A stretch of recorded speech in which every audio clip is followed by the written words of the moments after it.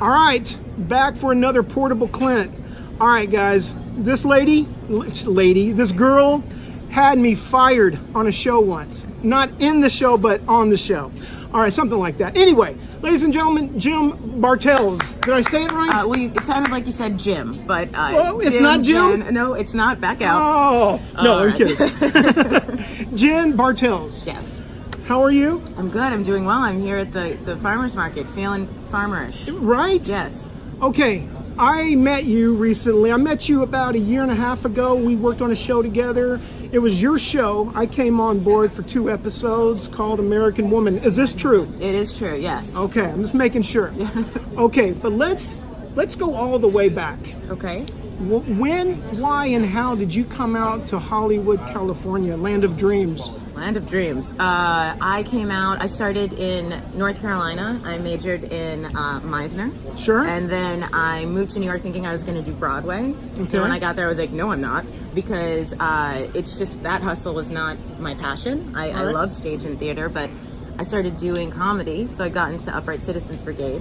Okay. And then We're in New York? In New York. And because that's where it's like really big. I came in like a really beautiful time, like when it was popping. And so there was a lot of wonderful people that I was connected with. Kate McKinnon and I worked together, like Name drop? Plaza. I mean, name dropping, but I think I can. That's what we do here. That's what we do here, yeah. I mean, I just also love those women. So of course, I'd be name dropping all day long if I could. Go ahead. And then I started, I got on house teams there, and then I started through that stage. I was lucky enough to get recognized with management, and so I got taken on with a manager and a commercial agent, and then started doing commercials. In New York? In New York.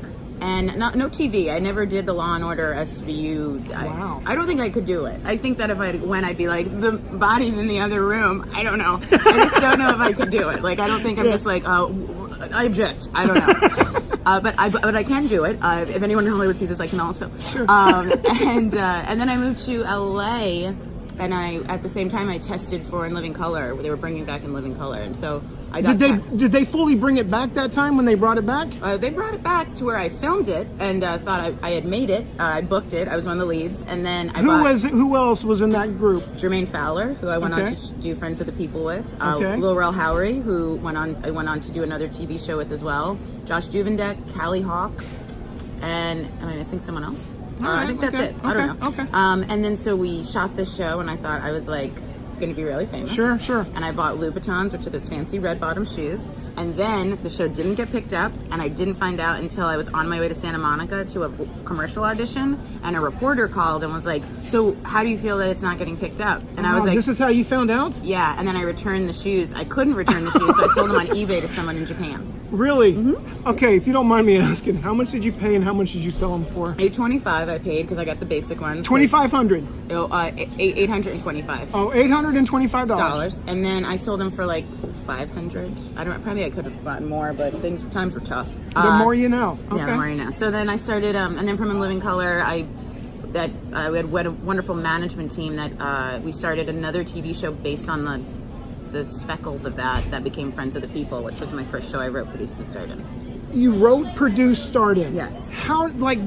Tell me a little bit about that. What made you put on those hats? Were you thinking to put on all those 3 hats, or did it just fall into place like that? It kind of fell into place in the sense that when we came on to sell the show, we were writing our own content, all the creators. So it was a sketch group. What year was this? This was 2013, perhaps, or 14. And so everyone came on with their own characters because it was a sketch show. And so when you get to write and start to like tweak that skill, then you get credit for that, and then you become a writer. And then because we created the concept of the show, we had the power as executive producers to make some decisions, which I didn't know about executive producing and the power that we were talking kind of offline about to create your own stuff and not be waiting, because it's just like not 1980 anymore where you could be like, I have 2 auditions today and then I'm going to go wait tables and meet backstage. Like that doesn't happen anymore. No, not at all. So you should be creating your own stuff, and so we did that, and that was a really fun experience because then you realize how much power you have when you're creating if you have that drive. Okay, so you do that. How does that come to an end, and when was that a kick in the gut? We had 2 seasons, and what was that on? True TV. It was their first scripted show, And then after that, it was a little kick in the gut. I guess I wrote and produced another show with my writing partner from UCB, Mike Still. Okay. We did a show for ABC Digital called Broken, but it was very low budget, so it was not, and then that ended. And then right before American Woman, I was sitting in North Carolina where my family lives, at a Firehouse Subs in an old 4Runner, and my mother looks back at me and goes, "A Toyota 4Runner? Toyota 4Runner. Those are the best." They don't sponsor me, but I do drive in that family. And so I look back at my mom's like, "So," and I love my mother, but she was like, "Well, how long do you do this?" She's from New York. "Before you get a job." And I was like sitting there, and I was like, "I've been on TV," and like I felt so horrible. And then American Woman came in that audition like 2 weeks later, and I first get out of your own way because I talked myself out of it. I was like, "Oh, I'm not going to get this." I was like, Alicia Silverstone's in it, and Mina Suvari, I think, was about to be attached, and I was like, they're not going to go with Jen Bartels. Wait, why? Okay, this is important. So let's slow it down right there for a second. Why are you self-talking yourself out of it? I mean, where does that come from? Because that happens so much here. Before we even get to the room, we're thinking we're our own worst enemy. I think it's all the no's you get in this business, and the fact that we forget that normal businesses, you have a storefront. Our business is ourselves. So it's very hard to constantly extract and remove those no's and that rejection and those letdowns, whether they come off of a big win even. You really remember that like scar tissue of the no, and then you get in your own way, because it really does take so much to align to get some of the opportunities I know we both have had. Yeah. And there's, and you see everyone struggling out here, and everyone, like I said, is their businesses themselves. So when someone says no, it's hard to go, well, not Jen Bartels, daughter, friend, Jen Bartels, actor. And that's like, well, wait, I'm all the same person in essence. So it's kind of all tied together. I think it's just a more intimate blow. So I guess therapy helps. Go to therapy, people. I don't know. Journal. Do you journal? I journal a lot. I used to do it more, and I therapy a lot, but I've slacked in the past few months. Therapy means you smoke weed every night? What does that no, mean? I mean, when I used to smoke weed every night, I'd just get too high, and then I'd have panic attacks and feel like the world is ending, and what's the point, and like also, is my brain normal? Now it's a Hollywood, so there's those weed pens. Right. So now it's just a body high. So Sure. I do that. But I'm a therapist where you walk in. I know, and you're I like, was hey, kidding. Yeah, okay. I don't know. I was like, maybe I'm wrong. Am I doing it wrong? Am I paying someone? I could just be smoking pot. Okay.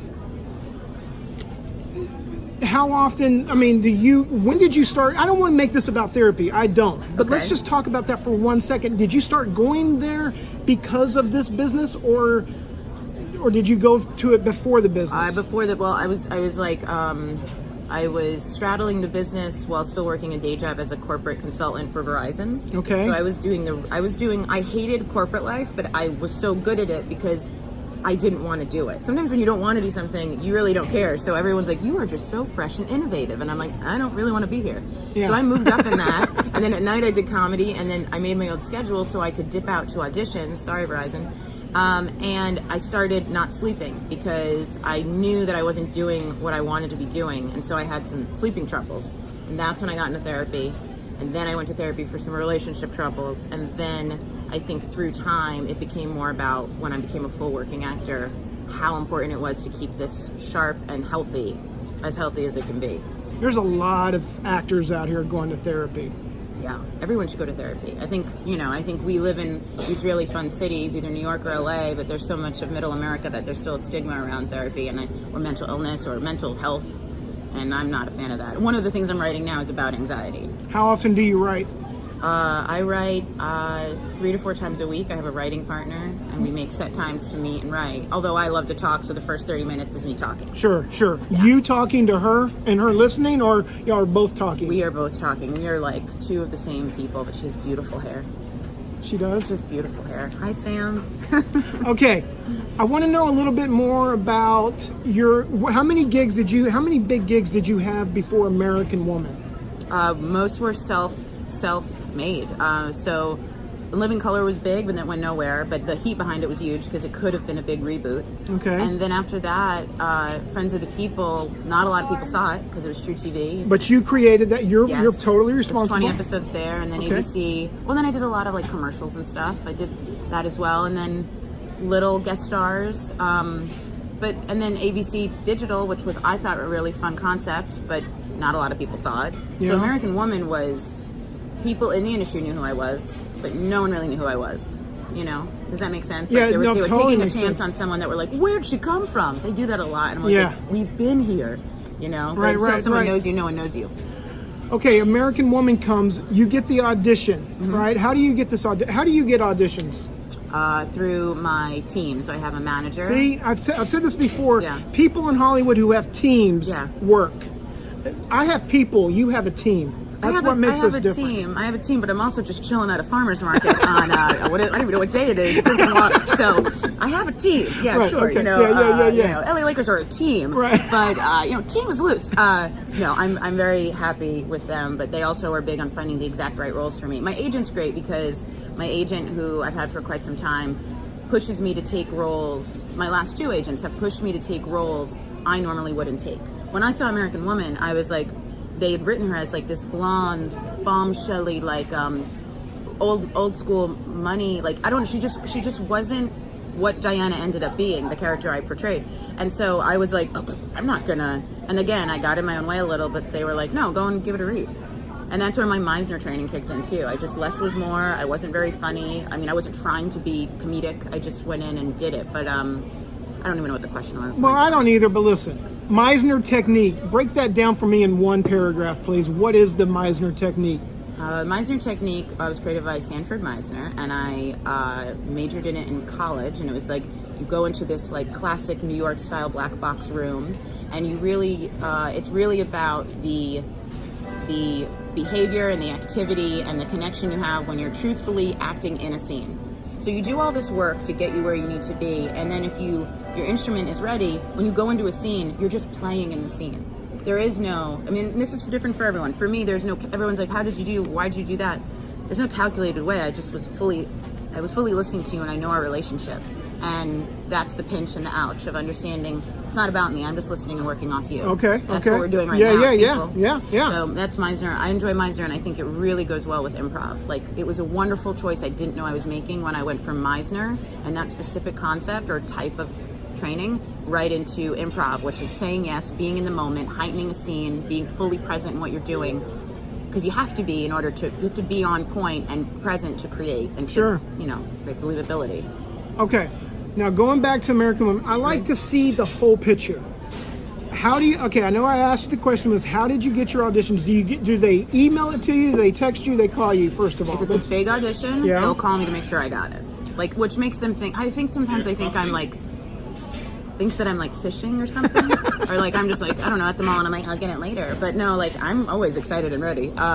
So they will call me if it's a big one, and they're like, hey, did you get this script? We want to make sure you're confirmed for this appointment. We think it's a good one.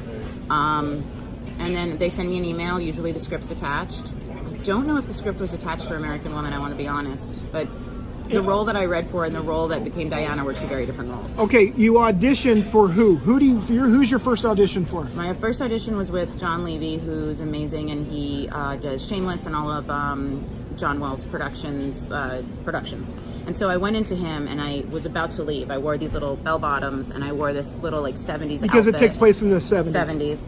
And I like rolled up into Warner Brothers, and there was a trolley going by, and it was like, every year actors come to try to make it. And I was like sitting there by myself and like kind of sweating because I had to walk from the garage. Sure. And I was like, what am I doing with my life? My mother's like question was in my head of like money and job. And I was about to leave, and then they're like, Jennifer? And I was like, fuck. Wait, you were about to leave the audition? Swear to God. First audition I was ever like, I don't want to do this right now. This is the reason why I'm asking this question, because little things like this are humongous. Okay, you're about to leave an audition that you ended up booking a series regular on. Yeah, guys don't leave, I guess. Okay, go ahead. I'm sorry to stop the flow. So no, I walked in, and then I read once, and I was not off book. Sometimes I do rest too much on my funny and the fact that I can riff well. And sometimes they just want you to read the lines. So note that, guys, like there's a balance there. Know the lines, because usually the writer's watching, and then they're like, wait, those aren't my words. So as a writer now, I see the disrespect in that possibly, or the, not laziness, I don't find myself lazy, but I find there's a respect I should give to people who took the time to write. Yeah. Without thinking I can make it better. So I went in, I read once, and John was like, you're very good. And I was like, thank you. And then he was like, but you're not reading the lines. Just hold up the script and read the lines again, because the writers are going to watch this. And I was like, fuck. So can I curse on you? Yeah, of course. Great. And so I did it again, and he was like, yeah, really, really good stuff. And he's like, where are you from? And I was like, well, I was in New York.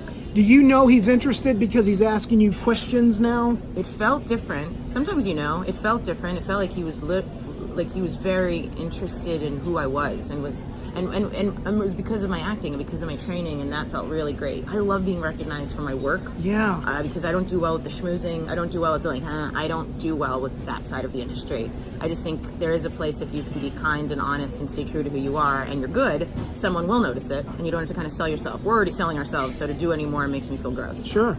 So that was it. I left, and then I got a call. They were like, well, they want you to test. Testing if you have never. Have you tested? No, I've never, and it bums me out. Well, it literally bums me out. I think about it every pilot season. Go ahead. It's a great call, but let me just tell you what a test is. Tell us everything, please. A test, guys, is when the network and everyone agrees they want to see you.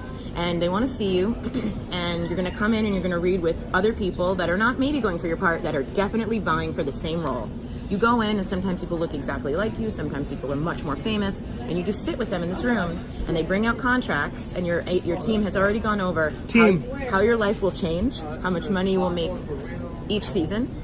Usually the contracts are seven years, and you sign this away, and you have to sign it right before you go in to everyone who is watching you, with cameras on you, network, producers, directors, writers. How many people? I mean, I've tested for like 7, and I've tested for like 20. Okay. And then that tape just gets circulated through the whole network. And so and then you just sit and you wait, and you've signed off what could totally change your life and buy you that home or take care of your mom. And then you have to get that out of your head to go in and just have fun and like give it your all. So that's that's not fun. Getting the call about testing is great. Testing is not the chillest. How long did they give you to prepare, knowing that you were going to test? First of all, when did you get the phone call after your audition, your original audition? For the test, I had let it go. I put it to bed. It was about a week or so. Okay, a week from your first audition? Yeah. Now they were looking for the third person. They already had Alicia Silverstone. They were actively looking for the round out of the 3. Okay. So I kind of came in late. Okay. Which I think is fine because it was like beneficial for me. Totally. And then after that, I went in and I tested, and this was a big thing. I tested originally with Alicia Silverstone in this cool little theater at Warner Brothers, and everyone was watching, and Alex Hardcastle and all these wonderful, very successful writers, John Rigi, the creator, and then Kyle Richards, the housewife, who it was all loosely based on, and some of the network, just people, and then the casting, John Levy, and I did it, and I just was like, you have to act cool. So I'm just like, hi, Alicia, right? And I'm like, Jennifer, you know her name is Alicia. And I was like, what do I know about her? I know clueless, vegan, and I was just like, be cool, like be her best friend in real life, so then she'll love you when you do the audition. So we did the audition. I left, and I saw all these other famous people sitting out waiting to go in as well. Are you talking yourself out of this again? The first one I did. So well, this is a 2-parter because I left, and I was like, I gave it my all. I think it's so cool that I'm at my place in my career where I can test with Alicia Silverstone. I leave, and I get a call that they're like, you didn't get it. And I was like, oh. That quick? They just called you that quick? Within 2 days. They were like, you didn't get it. And I was like, great. And this is something I think as an actor you should always ask, because don't be afraid. Your team, people work for you as well.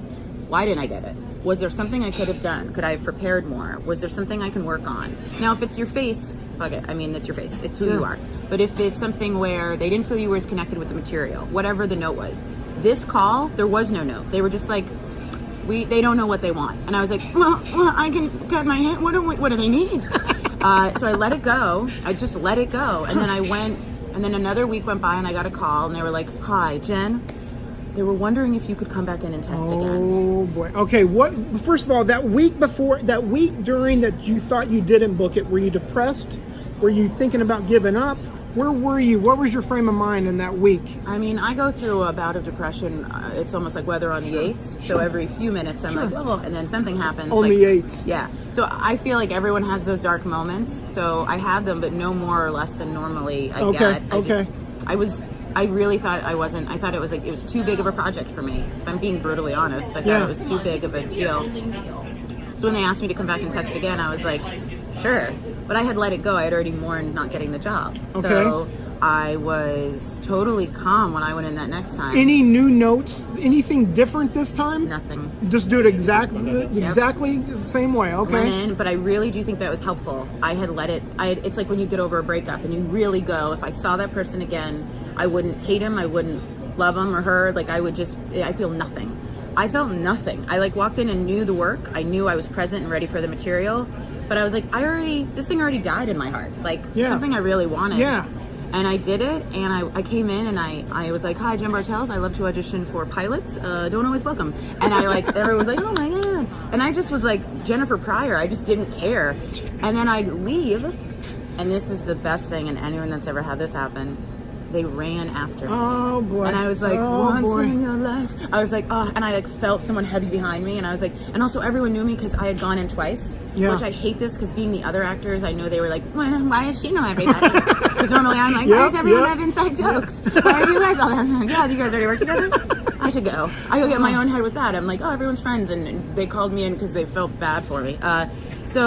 So I run out, and they're like, can you come back in and do this other scene, or can you come back in, we have another adjustment. Okay, wait. That's because I love that part so much. I kind of want to milk it a little bit more. Yeah. When you're walking out, Yeah. are you looking back to see if maybe they'll start calling, or you were walking and you heard your name? It's the one out of 8 times in my life, because of my own self-confidence issues, that I felt like it was a slow-mo, the cool kids in school, and I was the leader, and I was walking and flicked a cigarette, which I didn't smoke, but I did, and like there was an explosion, and I walked down, and someone was like, no, and I was like, what? And then I like got to my car, and I was like, oh, hey, and they were like, oh, Jennifer, they want to see you again, and I was like, Bartels? Oh, I guess so, sure, I had a moment.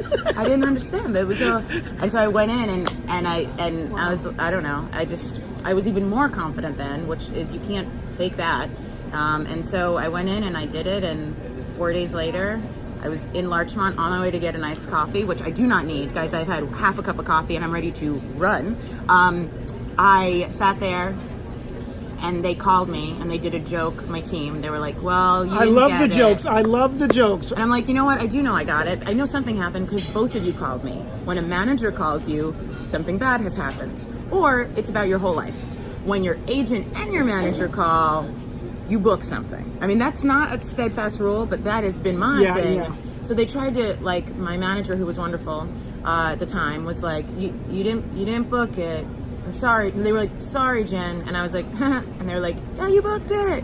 And then I just started crying, and I was like, I gotta tell my mom. And so I called my mom, and then I did the same joke with her. I don't know why, but I was like, I didn't get it. She's like, oh, Jen. And I was like, I did get it. Remember Firehouse Subs? So then I still got my coffee, and my face naturally frowns down a little because I always look like I'm judging things. I got my coffee, and I was smiling at everyone like I've never smiled in Larchmont like a crazy person. So anyways, that's it. Jen, I love that story, man. Thanks. That is awesome. Okay, so now you book it. Yeah. When did you book it? What month was it? August. August. When did you start filming? We filmed the pilot fast at end of September, and it was like fancy and very high budget. So it was like, we had camera tests, like old school, like where like how do we look together and what my style was, because it was period. So it was beautifully done and styled by a wonderful team. So yeah, and then we shot it, and then I was going out for lunch. I became friends with Mina, and we were going to brunch, and we got the call that day. It was like November 1st, I think. You guys were together when you got the phone call. We were already going out for brunch. Fantastic. And like, they picked it up for 12 episodes, and I thought, well, my life did change. I mean, your life, you can't depend totally on this to make your life or break your life, but it really was wonderful. During filming those 12 episodes, were you at a peace in life that you've never had before? Yes. Or were you more nervous? No. Like, oh my God, I hope this goes? You enjoyed every minute? The first few weeks I had to prove myself because no one knew who I was. Right. No one wrote for me as much. That's just, why would you? They don't know what I could bring to the table. And every week and read through, it was at any time I could shine, either as a person and just as a friend on set, or as an actor and being prepared. And I tried to really show what I could do. And then through that, they started writing me more into things. And then I did that pool, there's this fun pool scene I did, and then I felt very, like, they trusted me. And then it was fun. It was one of the funnest, most beautiful, fulfilling times of it. I was like, if I could do this forever, I would do this forever. I mean, I will do this forever. Right? Well, you stood out to me when I worked with you. You were nothing but nice to me, and I always had a good time on the set. You were wonderful. I only did it twice, but I loved it. It's funny because I've done recurring on a couple of shows. I get a lot of phone calls going, "Hey, we may need you next week," and that next week never happens. Yeah. And then so I'm start thinking, well, I guess they didn't like what I did the first time, Yeah. but they did eventually bring me back so you could fire me. Yeah. Or have me fired, which I love. So You were very funny. Thank you. You really were. Thank you. Okay. So as we talk about the good stuff, let's talk about the negative stuff. Sure. Negative in a good way. The show came to an end. This was for Paramount Network. Yes, it was originally for TV Land. And That's think right. If I just had creative opinion, I feel like it wasn't the best thing that we moved to Paramount Network, because it was a rebranding of a very male-dominated TV platform called Spike. Yes. And that was very like, dude, machine guns and cops. And then it was like, and 3 girls in the 70s. And I was like, wait, what? But hey, that's why you EP things, so you have more of a say. I was just an actor on this. So I was being told these things, and I was like, what? Why? I thought TV Land, they have younger and a lot of female stuff. Okay. And you can't say anything. You just keep going. You're like, well, I hope this works out. You shot 12. Did you think it was always set up to be a series to come back another year? It just wasn't a one-off year, right? No, I was pregnant, and then we'll never know if Diana had We'll the baby never or know. not. No. Exactly. What was that like? It not being picked up again? Well, that's just when you know things get canceled. This has been the 3rd or 4th thing that just dies. This one was the biggest project. This time last year, I was on a building on Sunset. Yeah, you were. Yes, and you were. I cried my eyes out, and my family came into town, and we had just finished. We just had the premiere party at like this Sunset Marquee or that fancy place. I don't know. It was very fancy. It's my Staten Island coming out. I'm like, I don't know. It's fun. I won't go to those things unless I'm supposed to be there. Exactly. And so I think it was telling that to me when someone wants you, when they want to book you or they want to pick up a show, many times they will never forget to tell you that. So when someone is like, I'm just waiting, and I'm like, or you'll pitch a show and they're like, we love it, we'll be in touch, and I'm like, they won't. I mean, you see them right. But they won't forget to tell you. And I noticed that like it got weeks and weeks of like, we're still waiting, they're still deciding, and I was like, doesn't seem promising. And I mean, it is a business. The ratings could have been better. So. Which is never fine, because you're trying. I'm engaging every fan I can, and and I think people liked. You did do good. You did do good. You did good promoting it and interviewing. What's the word I'm looking for? Engaging with your fans. Yeah, sure, we got it. Yeah. Those things, yeah. Okay, tell me. So, were those the darkest days when you found out you didn't book it, or were darker days earlier in your career? No, I will say this. When you have a big win like that, when the wins get bigger, the losses and the, not failures, I don't want to say that, that's not the right word, but when the wins get bigger, the losses, that was a loss, right. Hurt more. Yes. And then a lot of people look to you and they think you've become this thing. Not a lot of people for me, but some people have been like, well, you're great, you're set, you did this show. And it's like, no, I'm still a working actor. I'm still fighting to like keep my heat behind my name and my work solid, and what's the next project, and those opportunities, some people, they come every time, but for me, I'm just a working actor. So now I'm like, well, what's the next thing? And that was a lot, to be on regular on a TV show and have a stylist and all this cool new stuff. Yeah. And now it's just been different. My mindset's different in what I want to do. I know I want to write and produce a lot more, because I don't like just being an actor and having no say, and having someone go, say it like this, and you're like, I don't want to. I love your mom. You know what I mean? Yeah. She loves my mom. She does. Everyone loves my mom, except when you're at Firehouse Subs. What a positive talk. Wait, what is the Firehouse Subs? Is where she wanted you to go work? No, Firehouse Subs was where she wanted me to go grab a sandwich with her, because she had never had it, and I was visiting North Carolina. It looked gross. I came back in the car and sat in the hot car. I got you. Okay. It was a real mess. It was a cake mess. Okay. So yeah, I think that's the thing, is when how do you feel when you have wins sometimes? When the wins get bigger, or doesn't it hurt a little more? Yes, it does. Yes. It cuts more. It takes a little bit longer to get over it. Yeah. But what we do, Jen, is we get back up and get back in the race. Yeah. It's to me, it's like, it's a marathon. It's not a race. And I think, and also, unfortunately, within this industry specifically, there's so many wonderful people out there. There's also like some not great energy out there, where people I do remember have been like, I see it all the time, where people like, their show got canceled, that sucks, and I'm like, evil witch. Does that mean that so then now you're gonna get the next show? Like, it's just, I feel like there is space for everyone, and like those evil moments I'm not a fan of. So like, but I would get in my own. I would also have my own evil thoughts where I'm like, well, that's it, Jen. I mean, you did American Woman, and I guess that's it. And I'm like, what? Why am I acting like I'm on a cliff sipping coffee? I mean, it's fine. Give it a minute, Jen. Yeah. You had a big win. Celebrate that. No one can take that from you. No one can take your wins from you. That's true. You don't have to define yourself by them. And if anyone else wants to, that's on them, and they're probably not watching their road. And Jen, and that was just a year ago. Yeah. It's not like you've spent 17 years and you have to figure out how to redefine yourself. No. If anything, you're better. You're more prepared. You are There are things sharper. I know. There are things I know now that, like, even from a writer perspective and an acting perspective, and then I shot a nice role in that Shrill show, that Hulu show. Yes. That was fun. I got to play a stripper. Another time I got in my head and was like, I'm not going to get this. I don't play strippers. I got it. And I was like, cool, I can play a stripper. And now, like, the big thing for me is writing and creating and giving people opportunity. Like, I want to cast people. I love doing that the most. I've always loved casting people that I know are great and wonderful, because there are people, I'm sick of Hollywood using the same 10 people. I promise there are more funny and talented people out there. You just want to, I don't know, search for it. Jen, if I ever had to cast something, I would hire you just from this interview alone. You have cracked me up. You are really funny. Thanks. I don't know if I knew you were funny because you created funny shows, but this is the most I've hung out with you, and you're funny. Thank you. And I appreciate you. Oh, I appreciate you. Thanks for, this is a great idea, what you're doing. Okay, Jen, is there anything else? We're going to kind of have to shut it down here soon. Is there anything else I need to know about you that you went through, like a Shawshank Redemption type of situation? I did go to Alcatraz and almost pass away. No. This is something I bring up because I think it's important. And I was told not to bring it up when I was on a TV show actively. But I found out during American Woman that I had type 1 diabetes. You did not know that until then? Nope. It was during American Woman, and I lost all this weight, and I was like, I feel like death, but I look so good. I was like, I guess this is TV. And I really thought that, and then during a hiatus, I found out I had late onset, well, not even late onset, the type that kids get. How did you find out? I started, I would say TMI, but I don't think it's TMI. Everyone pees. I was peeing too much. I was peeing like 3 or 4 times a night. Sure. And I was eating so much and losing weight. And I felt like inside something was wrong. Okay. Like I felt like weak. But I thought it was just because I was working so much. And then I went to the doctor and they were like, yeah. And they were like, oh, you just gotta take some insulin. And then I was like, oh, I guess it's not a big deal. It's a huge deal.